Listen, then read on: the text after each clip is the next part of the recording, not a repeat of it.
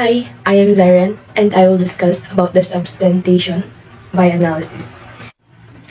Based on Cambridge Dictionary, substantiation is the act of showing something to be true or of supporting a claim with facts.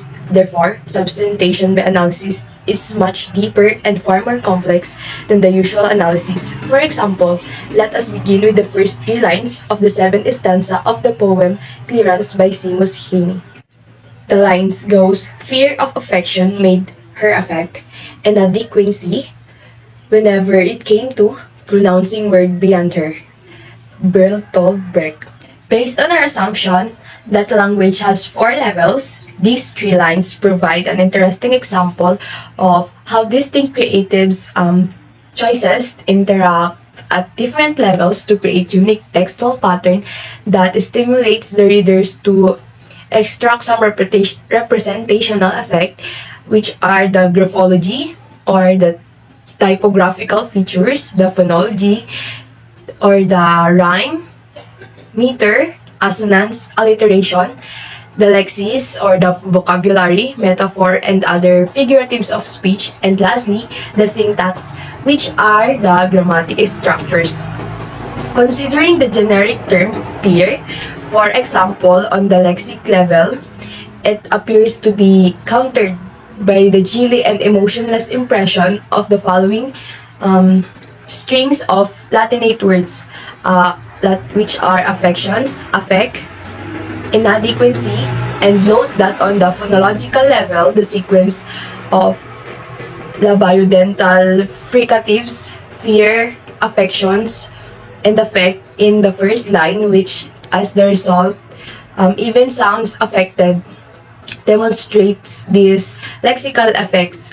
And on the graphological level, the inverted commas around the phrase beyond her appears to confirm the son's suspicion that his mother's mispronunciation of words that do not come naturally to her is deliberate, whereas the italic and the misspelling of the Bertolt Brecht are strongly suggestive of her willful and confrontational pretense, which is further reinforced by the name's syntactics and prosodic isolation from the metric line. And back again to the phonological level, had Brecht name pronounced as Streck, which is an acceptable alternative in English, it would have formed perfect rhyme with affect word, whereas big stand out as a disruption of rhyme scheme, which perhaps also suggestive of the mother's contrariness.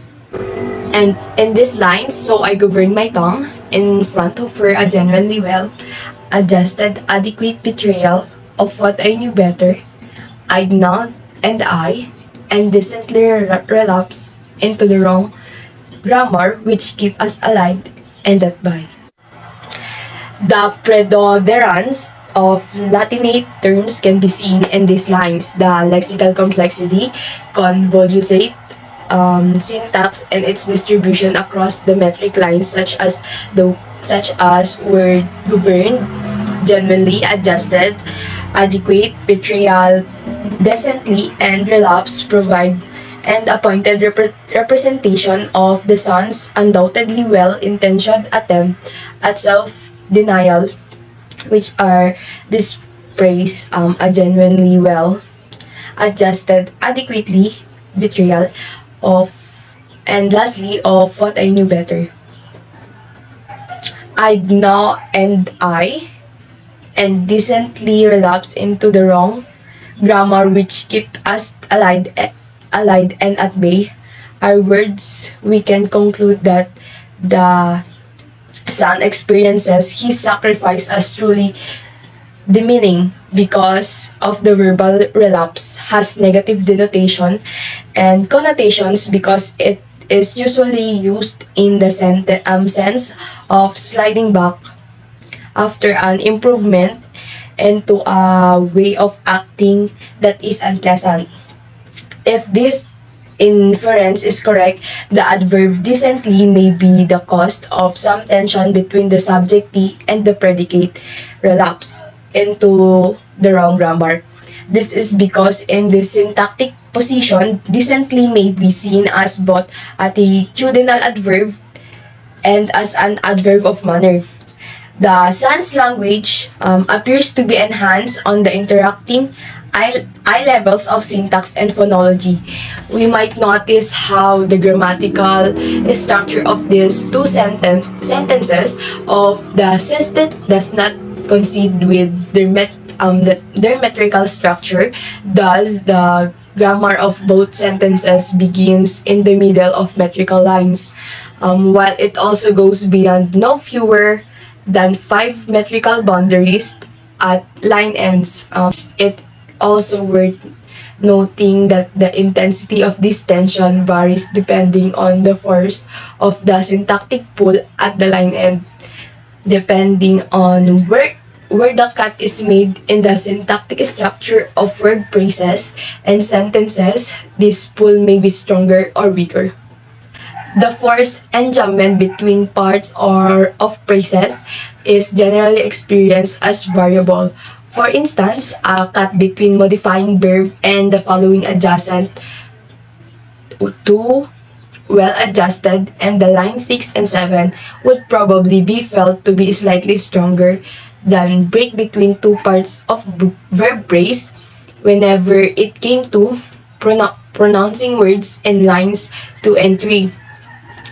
A break between a noun of the following modifier betrayal of what I knew better in lines 11 and 12, or a break between an adjective and a noun, the wrong grammar in lines 15 and 16.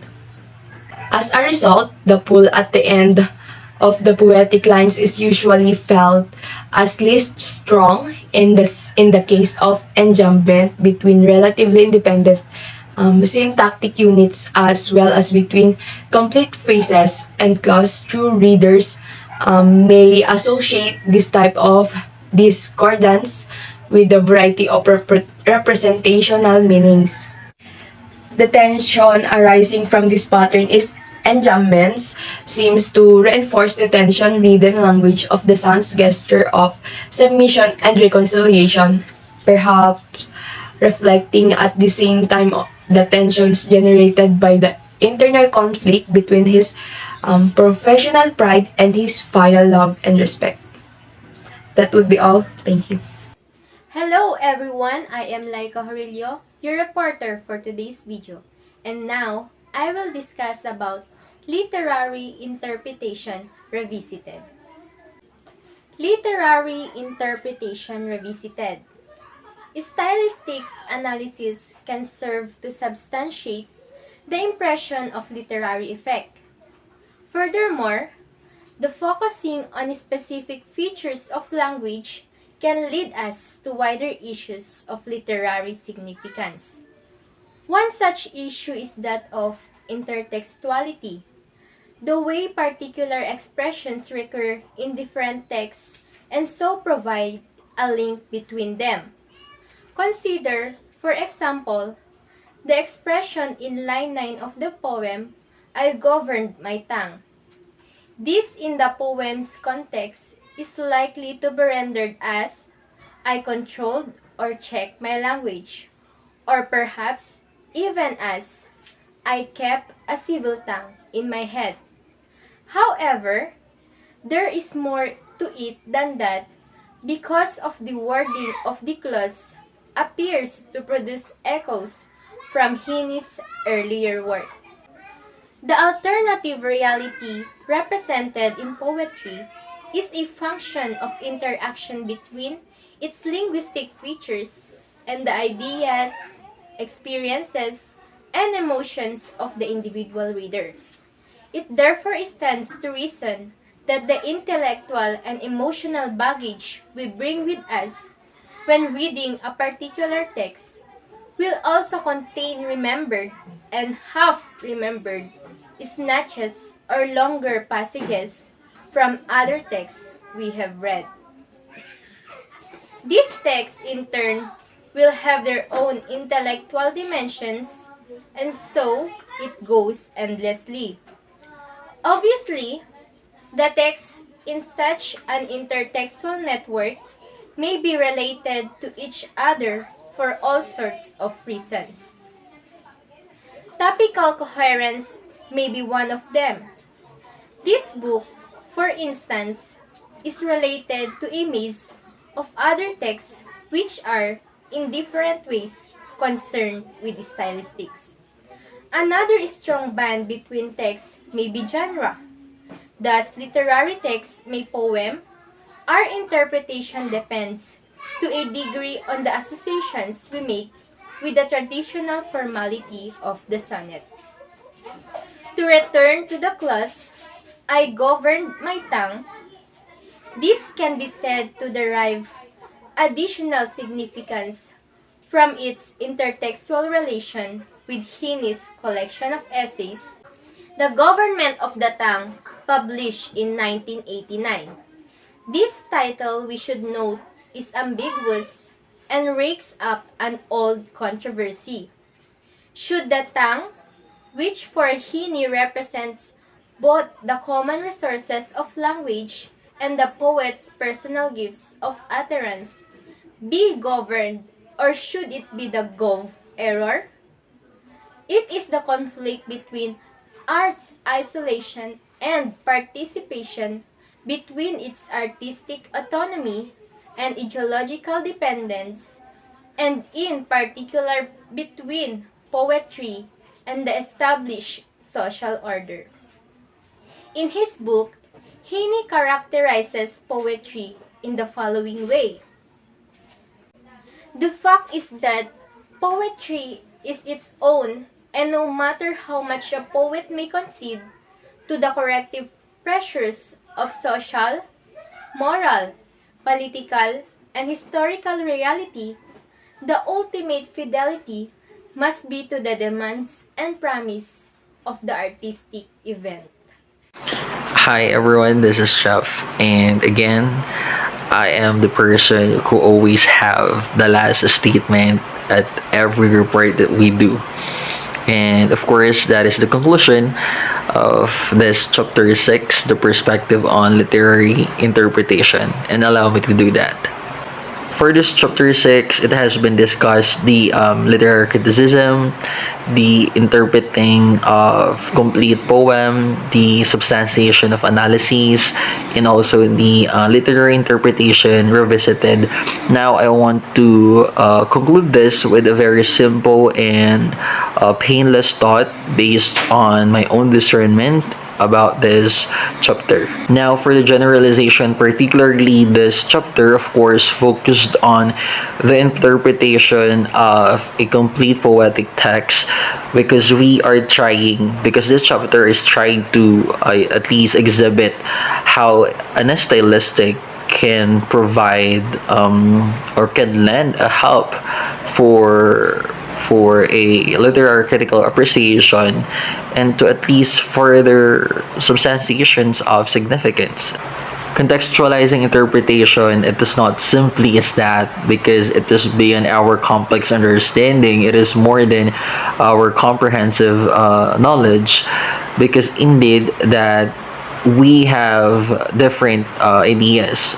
We vary from our own perspective or on how we perceive a certain matter or a subjective agenda.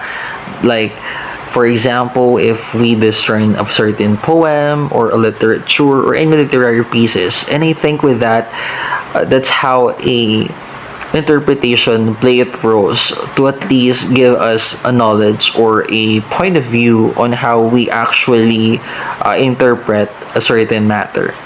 And to leave you with an idea, as it says here, that it is important to note that there is no simple, there is no claim that such analysis provides the means of arriving at definitive interpretation, but only it enables the readers to adduce textual evidence from their own sense, and or on how they perceive on what the poem means to them. And I think the stylistic plays an important role with this, as so being relevant on its context and on how it works. And as it says that the stylistic is no way replaces the literary appreciation, but simply to serve or to bring it into a clearer focus. And I think for this chapter 6, that's how the perspective of literary interpretation really wanted to say towards our cognitive understanding.